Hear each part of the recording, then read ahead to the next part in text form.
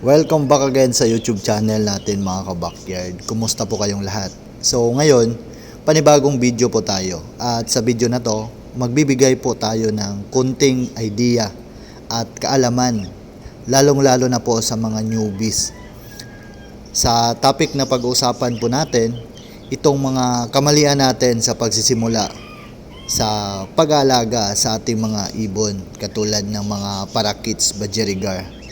At isabay na din natin ang mga kamalian ko sa pagbibreed sa kanila. Bago tayo magsimula, shout out muna tayo mga ka-backyard.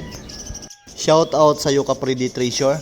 Maraming salamat po sa panonood sir. Enjoy lang po sa hobby ng pag-iibon at pagmamanok. Shout out sa iyo Lex Official. Maraming salamat sa panonood ka-backyard. Happy bird keeping po sa iyo. Shout out sa iyo GG Nomination. So, maraming salamat sa patuloy na pagsubaybay ka-backyard. Happy bird keeping sa'yo. Welcome back again sa aking YouTube channel mga ka-backyard.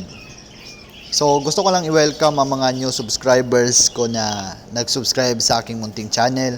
At sa mga solid subscribers ko na palaging nanonood sa mga ina-upload kong video. So, maraming salamat sa suporta ninyo. Malapit na tayong umabot ng 2K subscribers. So, wag lang kayong magsawang sumuporta sa akin dahil patuloy akong magbibigay ng mga tips, ideas patungkol sa aking mga experiences na aking naranasan sa aking mga alaga dito sa aking munting backyard. So, ngayon mga ka-backyard, start na tayo sa topic natin patungkol sa mga kamalian natin sa pag-aalaga ng ibon o pag-breed sa kanila. Napakahalaga po nito sa mga newbies at sa gustong mag-start sa hobby ng pag-iibon. Bibigyan ko lang po kayo ng mga kunting idea na naging kamalian ko sa pag-breed ng mga ibon. At ibahagi ko po ito sa inyo. At least pag gusto nyo nang mag-start sa pag-alaga ng ibon, may idea na kayo. At mamimigay din ako ng mga kamalian ko sa pag-aalaga at pag-breed sa kanila. At kung ano ba ang mga ginawa kong solusyon para maagapan ko ang aking kamalian sa pag-aalaga sa aking mga ibon. So, number 1 mga ka-backyard, nagpares ng parihong hen. So, ang ganitong senaryo is karaniwan lang po itong nangyayari pag once newbie ka. Hindi mo talaga may iwasan ng mga ganitong pangyayari na akala mo perfect fair na ipinagpares mo for breeding, yun pala magkatulad sila na hen. So ang parakits budgerigar mga ka-backyard, madali naman natin silang ma-identify kung ano ba ang mga gender nila pag once nasa breeding age na sila na 8 months. So makikita mo na doon ang kaibahan ng female sa male. Pero kapag ang binili mong ibon is young pa katulad sa 2 months old, so hindi mo talaga maiwasan na makabili ka ng same gender. Lalong-lalo na pag once bumibili ka sa mga pet shop, so minsan tinatanong mo ang seller doon at yung iba is hindi nila alam ang exact gender. At ikaw naman na newbie is pumipili ka lang dahil sa ganda ng kulay na nakita mo at ang nasa isip mo pair na sila para gamitin mo for breeding sa iyong pagsisimula sa pag-alaga ng ibon. Yun pala, ang nakuha mo is same gender. So para maiwasan natin ang mga ganong senaryo mga ka-backyard, dapat bumili kayo sa proven breeder na nag-aalaga talaga ng ibon. Dahil pag doon kayo bumili, check na may bigyan kayo ng tamang gender, tamang pairing na kinakailangan ninyo sa pag-start ng ibon. At saka marami din siya mga tips na maibigay sa inyo mga ka-backyard dahil nga breeder siya. At saka marami din siya mga karanasan sa pag-aalaga ng ibon. So pwede kayong magtanong doon anytime para mayroon kayong guide sa pag-start o pagsisimula sa pag-aalaga ng mga parakits budgerigar o yung mga parakits budgies. Pangalawa mga ka-backyard, pagpares ng matured na hen at batang cock. So yan po ang medyo mahirap at sensitive. Ang ganitong pagpapares kapag nakita mo na young pa yung cock, huwag mo nang ipilit. Baka madisgrasya lang ang cock mo. sa hen na ipinapares mo sa kanya. Dahil inaaway niya yung male at kahit ilang buwan mo pa silang antayin, pag hindi pa talaga ready ang cock for breeding, so hindi pa talaga siya makapagbigay ng fertile eggs o mga painakay sa'yo. So para hindi masayang ang iyong panahon, dapat pag once nag-pairing ka ng mga parakeets, so dapat nasa tamang gulang o tamang edad ang pairing na ipinagpares mo para hindi masayang ang panahon sa pag-antay mo, para hindi masayang ang ipinaris mo sa iyong hen na matured. Dahil pag once matured kasi ang hen natin mga ka-backyard at young pa yung cock, may posibilidad po na patayin talaga ng hen ang cock. Dahil minsan na-stress po ang hen sa loob ng kulungan dahil ready na siya for breeding at yung ipinartner nyo is bata pa, so hindi makasabay sa gusto ng hen. So para maiwasan natin ang mga ganitong senaryo mga ka-backyard, dapat magpares tayo ng matured na pairing para hindi masayang ang ating panahon at para makapagbigay sila agad ng mga inakay sa inyo, para makapagparami na kayo sa inyong mga parakeets na inaalagaan sa bahay. So pangatlo mga ka-backyard, tamang sukat ng cage. Kinakailangan meron silang sapat na laki ng kulungan. Pwede po tayong bumili ng double cage. Ang size po ng double cage is nasa 17 by 18 by 30. Kahit ang ilagay mo dito ay dalawang pares, okay na po yan. Dahil may divider po ang double cage. At mas mabuti nakalabas po yung nest box para maluwag ang lipad-liparan ng iyong pairing na parakeets budgerigar o yung ibon mo sa loob ng cages nila. At kung hindi mo naman kayang mag-set up ng nasa labas at gusto mo ng safety na nest box, so pwede namang ilagay mo sa loob ng cages nila. Kaso nga medyo masikip talaga yung kulungan. Kaya kapag ginawa mo ang ganitong sit up ng breeding area nila, dapat nasa 4 na clutch lang ang pagbibigay ng mga painakay sa breeder mo.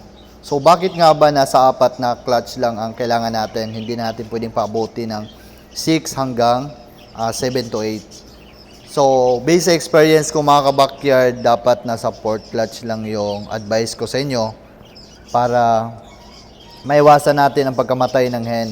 Dahil pag once kasi medyo masikip ang kulungan nila at masyadong mataas ang clutch ng breeding natin sa ating mga alagang parakeets, so ang tendency po is nanghihina po yung hen. Kaya para hindi manghina ang ating hen, kapag umabot na po tayo ng 4th clutch, dapat ihiwalay agad natin sila at iparelax natin ng 1 buwan doon sa flying cage para ma-exercise ng hen at cock ang kanilang mga pakpak, ang kanilang katawan at makondisyon din ang kanilang katawan para pagbalik natin sa next breeding season nila is maganda na naman ang production na maibigay sa atin. Pang-4 mga ka-backyard, tamang sukat ng nest box. So wag tayo magbigay ng nest box na malalaki sa kanila dahil maaari pong mamatay ang mga inakay nila. Na-try ko na yan dito sa aking area. Yung isang pair ko ng parakeets, binigyan ko siya ng nest box ng Alps 2. So alam naman natin mga ka-backyard, ng nest box ng Alps 2 is malaki talaga at masyadong mataas. Unlike sa nest box ng parakeets is medyo maliit ng konti. Kaya yun ang ginamit ko. So habang ginamit ko yun, mayroon pong 8 eggs ang aking parakeets at naka-hatch sila ng 7 eggs. So nung inobserve ko, hindi talaga maganda dahil masyadong nahihiwalay ang kanyang mga inakay sa kanyang magulang dahil nga masyadong malawak ang nest box. At saka ang ibang inakay niya is masyadong malikot, kaya hindi ko naiwasan na namatayan talaga ako ng mga painakay sa ganong nest box na ginamit ko. Kaya ang advice ko sa inyo mga ka-backyard, dapat bumili talaga kayo ng nest box na pang parakeets talaga, yung 6x10. So yan po ang tamang nest box sa kanila para mabuhay po ang lahat ng kanilang mga painakay at para hindi masayang ang inyong pag-aantay. na makaproduce ng mga malulusog na painakay at makaharvest kayo sa iyong alagang parakeets budgerigar na isinasalang for breeding. So, panglima mga kabakyard, pagbibigay ng pagkain, wag puro seeds lang. Gulay din para gumanda ang kanilang katawan. So, halimbawa, puro seeds lang ang ibinibigay natin. Hindi ito maganda sa ating mga alagang ibon dahil minsan ito ang sanhi sa mga infertile na itlog nila.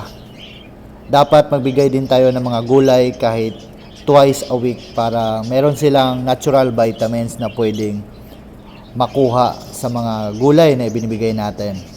At malaking tulong din ito para mag-fertile ang mga itlog nila habang nasa breeding season ang iyong pairing na ibon. At magbibigay ako ng the best na gulay na pwede nyong maibigay sa inyong alagang ibon na hindi nyo kailangang gumasto ng malaking pera para makabili nito. So, ang gulay na pinaka the best na pwedeng maibigay sa ating alagang ibon is yung malunggay. So, the best po talaga ang malunggay mga ka-backyard pag once nagbibigay kayo sa inyong alagang ibon, lalong-lalo na pag nasa breeding season sila. So, marami po mga vitamins na pwedeng makuha ang ating mga alagang ibon kapag nagbibigay tayo ng malunggay sa kanilang mga cages. Pang-ani mga ka-backyard, dapat magbigay kayo ng source of calcium ng inyong alagang ibon. So, ano nga ba mga source of calcium na pwede nating maibigay sa ating alagang ibon? So, ang pinaka-the best po na source of calcium na pwede natin maibigay sa ating mga alagang ibon is yung cuttlefish bone. So, marami po tayong mabibili niyan sa mga pet shop supplies. So, marami niyan. Pwede kayo makabili. So, ano nga ba ang kahalagahan ng calcium sa ating mga alagang ibon na isinasalang for breeding? So, ang calcium po, ito po yung nagbibigay ng tigas ng itlog sa ating mga breeder. At nagbibigay din ito ng additional na vitamin sa kanila. At kung wala naman kayong cuttlefish bone, kapag mayroon kayong boiled egg, ang kanya pong shell is pwede nyo po yung ihalo sa pagkain ng inyong alagang ibon. Dahil ang shell po ng boiled egg is mayroon po yung content ng calcium. So pwede pong makabigay ng calcium sa ating mga alagang ibon. So, dito na po magtatapos ang ating video ngayon mga ka-backyard. I hope may natutunan kayo sa topic natin for today. Kung ano ba ang mga kamalian ko na nagawa ko nung nag-start pa ako sa pag-alaga ng ibon. At ano nga ba ang mga ginawa kong diskarte para matama ko ito, para mag-success ang pag-alaga ko sa kanila, para dumami sila dito sa aking munting backyard. So bago tayo magtapos sa topic natin ngayon mga ka-backyard, gusto ko lang humingi ng malaking favor sa inyo. Kung bago ka pa lang sa aking YouTube channel at napadpad ka lang dito, please like, share, and subscribe. At paki-comment na din para makita ko ang mga comments ninyo at para ma-replyan ko agad kayo sa mga katanungan ninyo patungkol sa pag-aalaga ng ibon. So God bless po sa ating lahat mga ka-backyard. Mag-ingat po tayo palagi. Enjoy lang po tayo sa hobby natin kung saan tayo masaya.